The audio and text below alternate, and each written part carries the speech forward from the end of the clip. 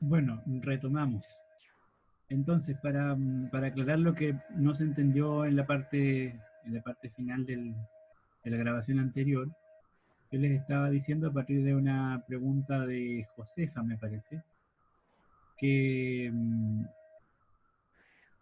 que lo que hacemos de alguna manera para poder delimitar o identificar a los seres vivos es aplicar un conjunto de criterios que nos digan o que nos permitan decidir si la estructura o el objeto frente al cual estamos se trata o no de un ser vivo. Eh, para llegar a ese conjunto de criterios, por supuesto, hubo un proceso histórico de elaboración, de construcción, de desarrollo de teoría. No hay no hubo simplemente una idea creativa que le permitió a los biólogos decidir qué es lo vivo y qué es lo no vivo. Hubo investigación que permitió avanzar en ese sentido. Parte de esa investigación es lo que está recogida en esta diapositiva, donde de lo que se habla es de cómo se llega a desarrollar lo que llamamos hoy teoría celular. La teoría celular, en síntesis, hoy en día consiste en tres enunciados. El primero dice que las células son organismos y todos los organismos consisten en una o más células. Por eso yo les decía antes, el segundo enunciado, la célula es la unidad básica de estructura de todos los organismos. Y un tercer elemento, un tercer eh, enunciado que forma parte de la teoría celular es que todas las células se desarrollan a partir de otras células. Esas tres ideas son claves para entender o para explicar la teoría celular. Como les decía y como trata de mostrar esta diapositiva, es un desarrollo que ocurre históricamente, en el cual participan muchos investigadores y que parte con la observación Profe, de una célula en primer lugar. ¿Sí? Dígame. la última era todas las células. Todas las células se desarrollan a partir de otras células ya existentes.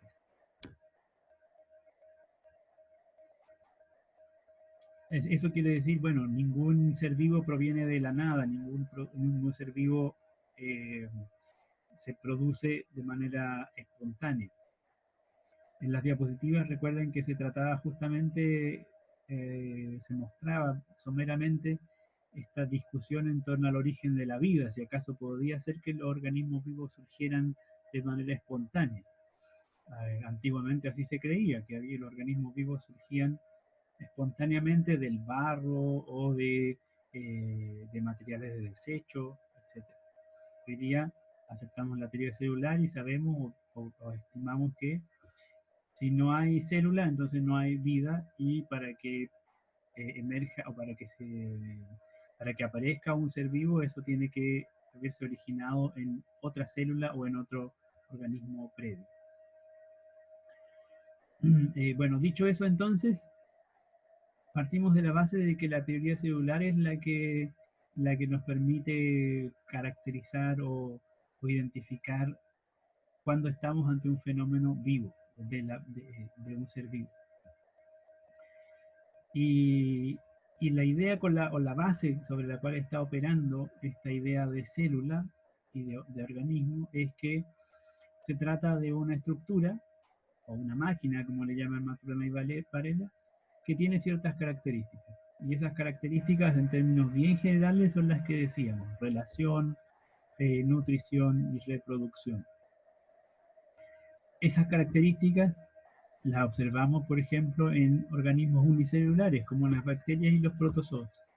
Esas características las observamos en organismos pluricelulares como las algas, como las plantas, como los animales. Pero esas tres características no las observamos en estructuras más simples que no son células, porque justamente carecen de estas propiedades, como la de los virus, por ejemplo, que no tienen la capacidad de nutrición, que no tienen la capacidad de reproducción.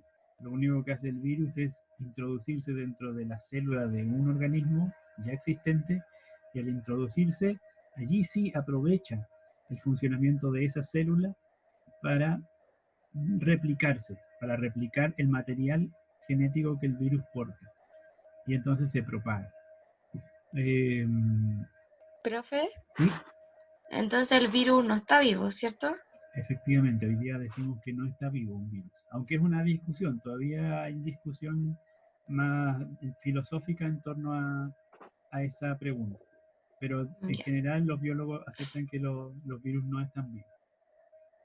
ya, gracias. Eh, eso, espero que más o menos esa explicación les sirva para aclarar lo fundamental de este tema.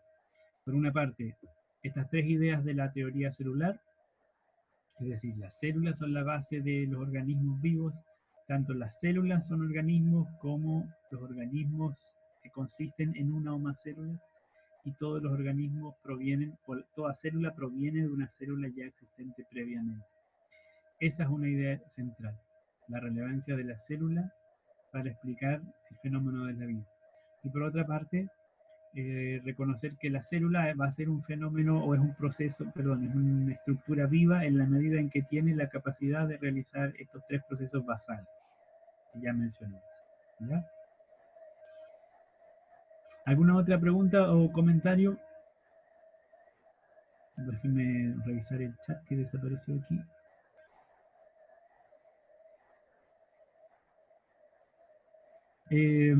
Bueno, las tres definiciones que yo coloqué en la diapositiva son, yo diría, más complejas de lo necesario para enseñársela a los niños en educación básica.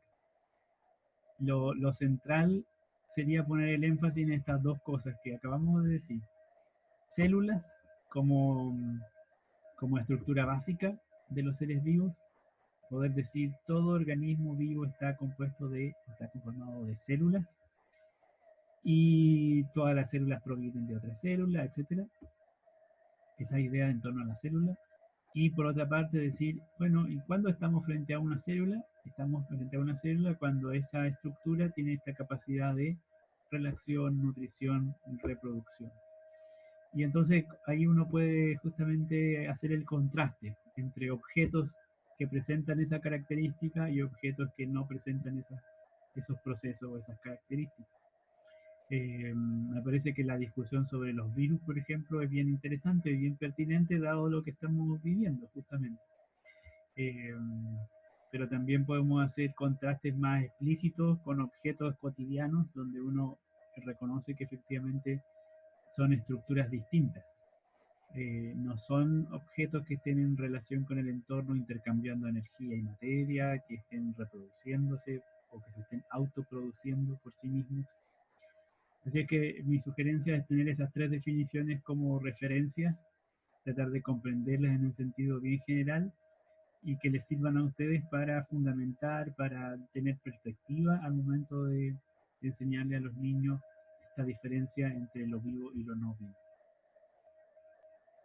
Sí, claro, un juguete y el contraste entre un juguete y una planta va a ser pertinente. Lo importante ahí es ser capaz de enfatizar cuándo están ocurriendo los procesos básicos que mencionábamos y cuándo no. En qué caso la planta está interactuando con el entorno y teniendo relación con el ambiente o con otros seres vivos, cuándo está nutriéndose, cómo se nutre, qué pasa si no se nutre, de qué manera se reproduce. Justamente ese es el sentido o el énfasis curricular que viene, que se está, digamos, que estamos abordando, que se está abordando en el currículo de educación básica. Y el contraste con un juguete o con cualquier otro objeto que no va a presentar esos procesos, que no los va a tener.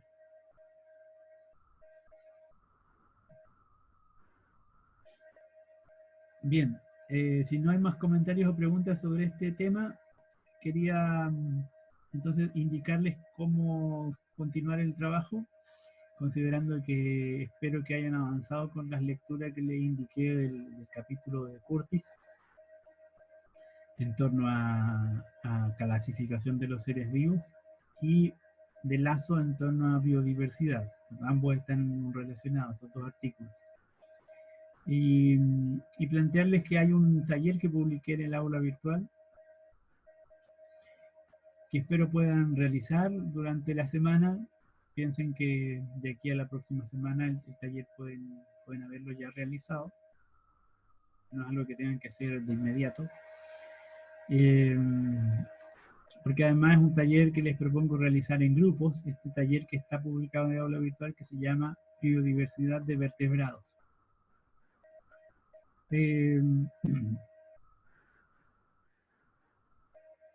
Voy a colocar aquí mismo dentro de la página del taller, voy a colocar un enlace para que veamos la nómina del curso completa, y entonces allí ustedes puedan ir registrando los grupos de trabajo para que podamos chequear que todos se incorporen.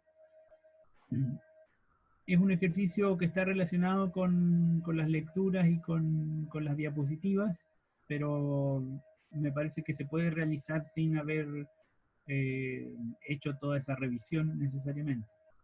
De todos modos, al finalizar hay un par de preguntas que es importante que las respondan de manera informada, y por eso las lecturas, digamos. Se trata de un ejercicio en el cual lo que ustedes van a revisar es la biodiversidad o la representación de cierta biodiversidad en un zoológico, específicamente en el zoológico metropolitano. El ejercicio aquí es bastante, entre comillas, mecánico, porque hay que hacer un ejercicio de conteo y de comparación de números, no es más que eso. Lo interesante es poder extraer un par de conclusiones en torno a lo que puedan identificar en este análisis de datos, ¿ya?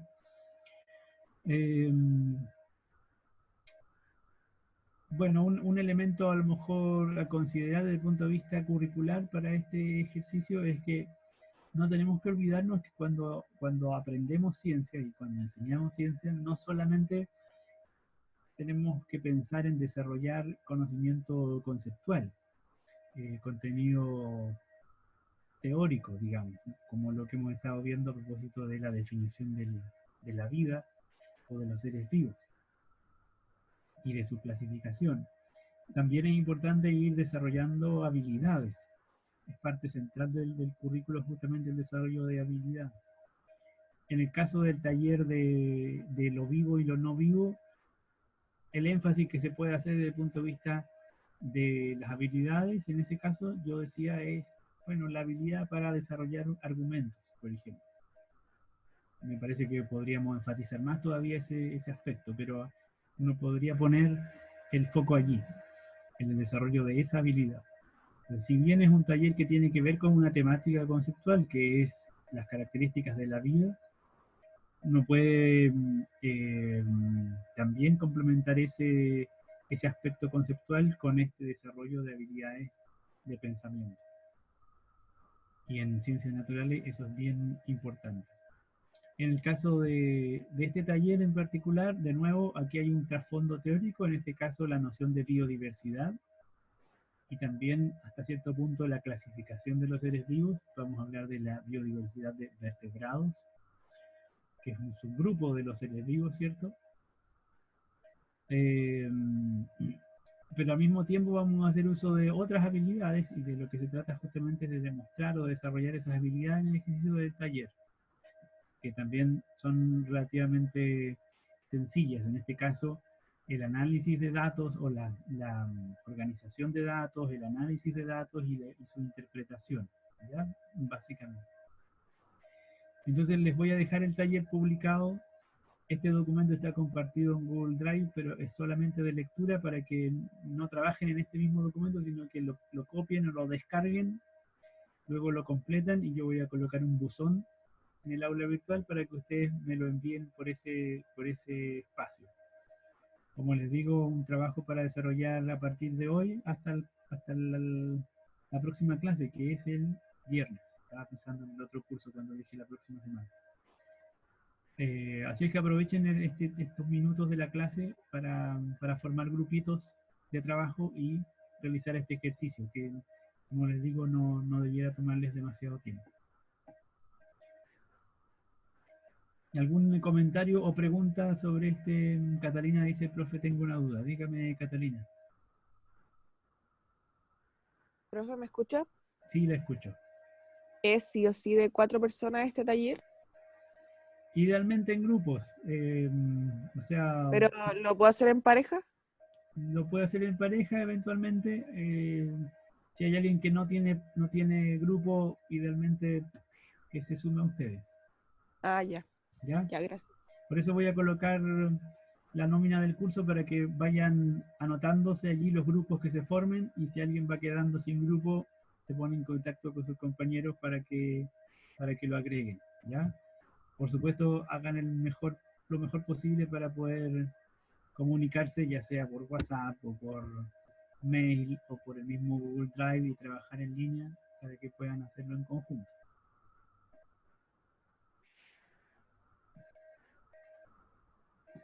Bien, también estoy atento a cualquier comentario, inquietud, dificultad que tengan para seguir el ritmo del trabajo en línea. En la medida en que podamos mejorarlo, lo vamos a hacer. Eh, voy a publicar pronto durante el día material para la próxima clase.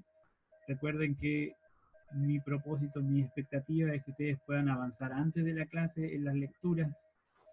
Es fundamental eso para que le saquemos más partido a estas reuniones y, y también eventualmente en las diapositivas, si es que están publicadas junto con las lecturas o cuando yo les diga algún taller que puedan anticipar, también va a ser importante que lo hagan previo a la clase. Yo les di mi correo la vez anterior, creo, estaba también en la programación, solo porque alguien lo planteó como duda, creo que lo había escrito mal, así es que se los dejo de nuevo el correo por si acaso. Y, y en la medida de lo posible también voy dejando foros asociados a los talleres o a las clases, ustedes van a irlo viendo eso. Y en caso de que haya dudas específicamente sobre los talleres, entonces las pueden ir planteando en el foro para que si no aclaro yo la duda, eventualmente incluso la pueda aclarar algún compañero o alguna compañera. El taller de aquí al viernes, para que lo hagan antes de la siguiente clase, ¿ya? A propósito de la fecha límite que pregunta Fan.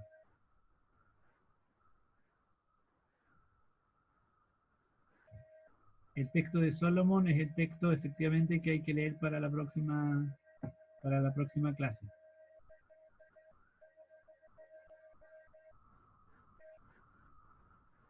Está también ya publicado en el aula virtual. En ese caso se trata de un capítulo, el capítulo 30. De nuevo el link a Solomon es el link al libro completo, así que ustedes buscan el capítulo y hacen esa selección de lectura. Bien, ¿alguna otra pregunta o comentario antes de que cerremos la conexión? Quiero dejarles el tiempo para que se organicen y puedan realizar el taller. Dígame, Tiare. Para este taller, ¿preguntan? Sí, como les decía, el taller, bueno, incluso la primera parte la pueden hacer sin las lecturas. Tal vez la última pregunta convendría que la contrasten o que la informen a partir de las lecturas. Pero el taller es más procesual, más procedimental que conceptual en la primera parte. En la segunda parte, donde tienen que desarrollar una respuesta, allí sí es importante que tengan presente las lecturas sobre biodiversidad.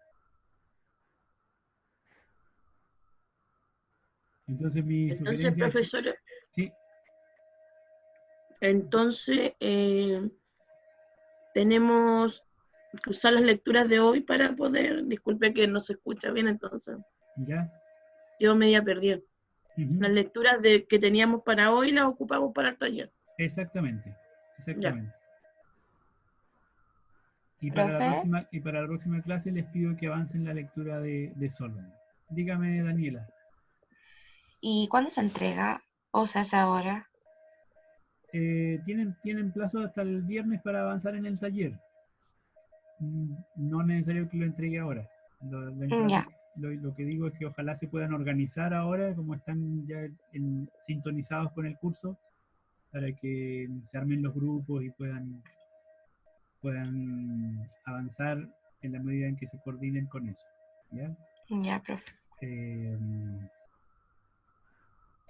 Fundamentalmente les digo que el taller lo tengan para el viernes para que no se les acumulen, no se les acumulen ni las lecturas, ni los próximos talleres o ejercicios que yo les vaya proponiendo, porque seguramente el viernes van a encontrar otro ejercicio, otra actividad, y entonces para que vayan avanzando de manera más o menos ordenada, mi indicación es que lo trabajen de aquí al viernes. Eso entonces, si es que no hay más dudas o comentarios, vamos a ponerle fin a la conexión y les pido entonces que estén atentos a las actualizaciones del aula virtual, vayan a buscar ahí los recursos y cualquier duda, si es que no es a través del mail, a través de los foros que yo voy a publicar asociados justamente a las clases o a los ejercicios que están publicados. ¿Ya? Que estén muy bien, que tengan un buen día, cuídense y estamos en contacto, ¿ok?